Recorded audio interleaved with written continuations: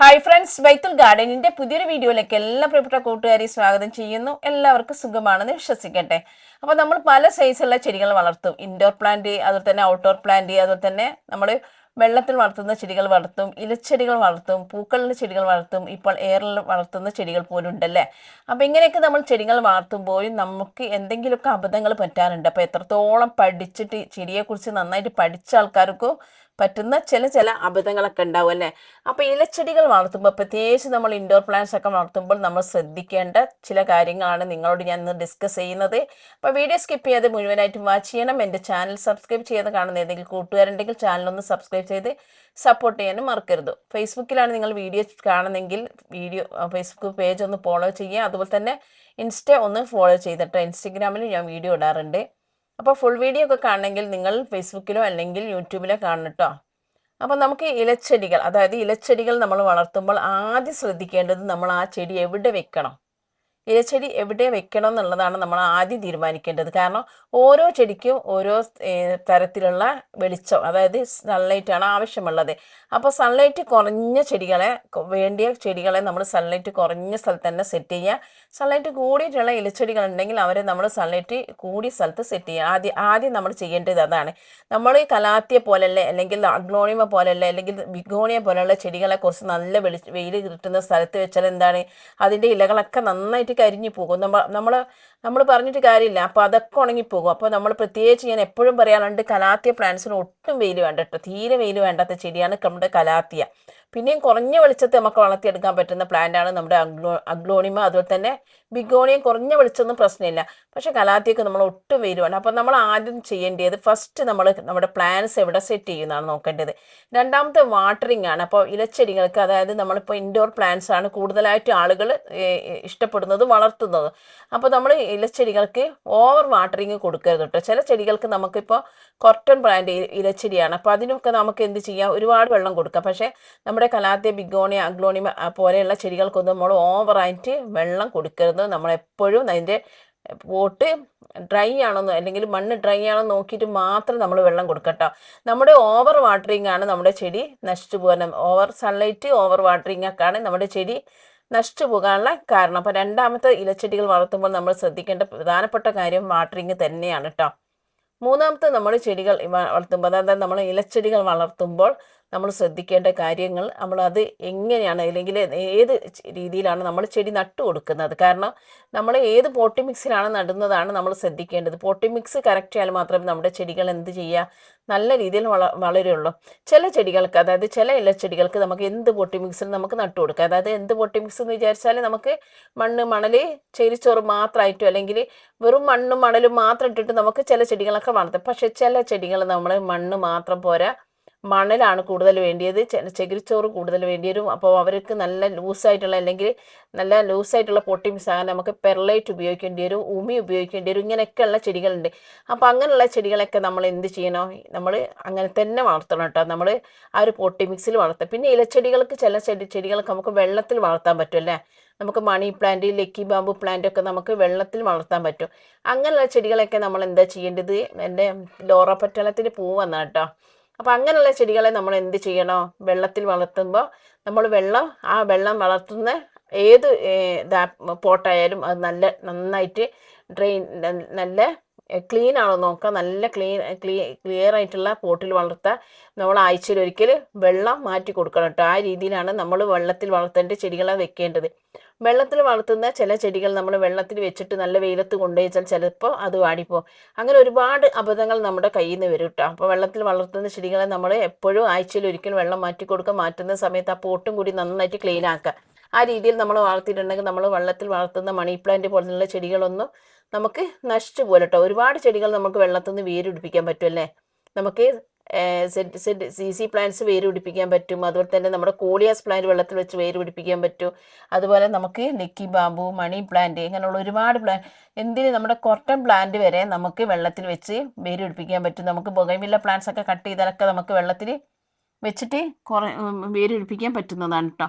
അപ്പോൾ ആ രീതിയിലൊക്കെ നമുക്ക് ചെയ്യാം. അപ്പം വെള്ളം മാറ്റി കൊടുക്കട്ടോ. പിന്നെ നമ്മൾ ഇൻഡോർ, അതായത് ഇലച്ചെടികൾക്ക് നമ്മൾ എന്താ ചെയ്യേണ്ടത്, ഇൻഡോറിലൊക്കെ വെക്കുന്ന ചെടികളാണെങ്കിൽ എപ്പോഴും ലീഫ് നല്ല ക്ലീൻ ആണോ നോക്കുക. ചെടിച്ചട്ടി അതുപോലെ തന്നെ ലീഫൊക്കെ ക്ലീൻ ആവാൻ വേണ്ടിയിട്ട് നമ്മൾ എപ്പോഴും ഒരു കോട്ടൺ തുണിയൊക്കെ എടുത്തിട്ട് നന്നായിട്ടൊന്ന് തുടച്ച് കൊടുക്കുന്നത് നല്ലതാണ് കേട്ടോ. അപ്പോൾ അങ്ങനെ തുടയ്ക്കുന്ന സമയത്ത് നമുക്ക് ഇലയിൽ, അപ്പം നമുക്ക് അഗ്ലോണിമ പ്ലാന്റ് ഒക്കെ ആണെങ്കിൽ അതിൻ്റെ ഇലയിൽ ഇലപ്പേനോ അങ്ങനെയല്ല എന്തെങ്കിലും രോഗങ്ങളൊക്കെ വരുന്നത് നമുക്ക് പെട്ടെന്ന് അറിയാൻ പറ്റും. കാരണം നമ്മൾ ആഴ്ചയിൽ ഒരിക്കലൊക്കെ ലീഫൊക്കെ ഒന്ന് ക്ലീൻ ആക്കി കൊടുക്കുമ്പോൾ നമുക്കത് പെട്ടെന്ന് കാണാൻ പറ്റും. അപ്പം പെട്ടെന്ന് തന്നെ അവരെ ട്രീറ്റ്മെൻറ്റ് ചെയ്യാനും പറ്റും കേട്ടോ. അപ്പോൾ നമ്മൾ ഇലകളൊക്കെ നന്നായിട്ടൊന്ന് തുടച്ച് കൊടുക്കുന്നതൊക്കെ ഒന്ന് നല്ലതായിരിക്കും കേട്ടോ. അപ്പം പുറത്ത് വെക്കുന്ന ചെടികളാണെങ്കിൽ എപ്പോഴും നമ്മുടെ ഇല കൈ കൊണ്ട് നമ്മൾ എപ്പോഴും ഒന്ന് അങ്ങോട്ടും ഇങ്ങോട്ടൊക്കെ മറിച്ച് നോക്കുന്നത് നല്ലതാണ്. എന്തെങ്കിലും പുഴുക്കളോ അല്ലെങ്കിൽ എന്തെങ്കിലും ഒരു ഫംഗൽ ഇൻഫെക്ഷൻ വന്നിട്ടുണ്ടെങ്കിൽ, ഒരു ചെടിക്ക് വന്നിട്ടുണ്ടെങ്കിലും അത് അടുത്ത ചെടിയെയും കൂടി ബാധിക്കും. അപ്പോൾ ആ കാര്യങ്ങളും കൂടി നമ്മൾ പ്രത്യേകമായിട്ട് ശ്രദ്ധിക്കണം, അല്ലെങ്കിൽ നമ്മുടെ ചെടി പെട്ടെന്ന് കേടാവും. ഉദാഹരണം പറയാൻ, ഞാൻ എറണാകുളത്ത് കുറച്ച് താമസിച്ച സമയത്ത് എൻ്റെ ഒരു ചെടിക്ക് എങ്ങനെയോ വന്നപ്പോൾ അത് വന്ന ചെടിക്ക് നമ്മൾ ഒരു എന്തോ നമ്മൾ അവിടുന്ന് നമ്മുടെ നാട്ടിൽ കോഴിക്കോടേക്ക് വന്ന സമയത്ത് ഒരു 2-3 ദിവസം അവിടെ ഇല്ലായിരുന്നു. ആ സമയത്ത് പോയി നോക്കുമ്പോഴേക്ക് ആ ചെടി നശിച്ച് അടുത്ത ചെടിക്കും കൂടി ബാധിച്ചിട്ടുണ്ട് കേട്ടോ. അപ്പോൾ നമ്മൾ എപ്പോഴും ചെടി നിരീക്ഷിക്കാൻ വേണ്ടിയിട്ട് ഞാൻ പറയാൻ കാരണം എന്താണ്, നമ്മുടെ ചെടി എപ്പോഴും നിരീക്ഷിച്ചാൽ മാത്രമേ നമുക്ക് നമ്മുടെ ചെടികൾ നല്ല രീതിയിൽ കിട്ടുള്ളൂ. പിന്നെ ഫെർട്ടിലൈസറിൻ്റെ കാര്യം എന്ന് പറയുമ്പോൾ നമ്മൾ ഫംഗിസൈഡായിട്ടുള്ള സാഫ് അത് നമ്മൾ ഫെർട്ടിലൈസർ അവിടെ നിൽക്കട്ടെ, നമ്മൾ സാഫൊക്കെ അടിച്ചു കൊടുക്കുന്ന സമയത്ത് നമ്മൾ എല്ലാ ചെടികൾക്കും ഒരുപോലെ നമുക്ക് സാഫ് കൊടുക്കാൻ പറ്റില്ല. ചിലപ്പോൾ നമ്മുടെ ബിഗോണിയ പ്ലാന്റ്സിനൊക്കെ നമ്മൾ കുറച്ച് സാഫൊക്കെ കൂടി പോയിട്ട് അടിച്ചു കൊടുക്കുകയാണെങ്കിൽ പെട്ടെന്ന് ചീത്തയായി പോട്ടോ. അതുപോലെ തന്നെ നമ്മൾ ഫെർട്ടിലൈസർ ആയിട്ടുള്ള NPK പോലുള്ള ഇത് നമ്മൾ ലിക്വിഡ് രൂപത്തിലാക്കിയിട്ട് നമ്മൾ സ്പ്രേ ചെയ്യുന്ന സമയത്ത് അത് കുറച്ച് കൂടിപ്പോയാൽ ബിഗോണിയ പോലെയുള്ള പ്ലാന്റ്സൊക്കെ പെട്ടെന്ന് നശിച്ചു പോകും കേട്ടോ. അതുപോലെ തന്നെ എപ്പോഴും നമ്മൾ വളം എടുക്കുന്ന സമയത്ത് ഏത് ഇലച്ചെടികൾക്കായാലും ഏത് ചെടികൾക്കായാലും വളം എടുക്കുന്ന സമയത്ത് ഒരിക്കലും നമ്മൾ അളവിനേക്കാട് കുറഞ്ഞ സാരിയല്ല, കൂടിപ്പോയാലും നമുക്ക് പ്രശ്നമാണ് കേട്ടോ. അപ്പോൾ നമ്മൾ വളം കൊടുത്ത് നമ്മൾ ഏത് ചെടിക്ക്, ഇപ്പോൾ ഈ കാണിക്കുന്ന കാരിക്കേച്ചർ പ്ലാന്റ് ആയാലൊക്കെ തന്നെ നമ്മൾ കൊടുക്കുന്ന വളം കൂടിപ്പോയിട്ടുണ്ടെങ്കിൽ ചില വളങ്ങളൊന്നും ചെടികൾക്ക് പിടിക്കുകയില്ല. നമ്മൾ ഏതെങ്കിലും ഒരു ചെടിക്ക് പരീക്ഷിച്ചിട്ട് നമ്മൾ മാത്രം മറ്റൊരു ചെടികൾക്ക് കൊടുക്കാൻ പറ്റുള്ളൂ.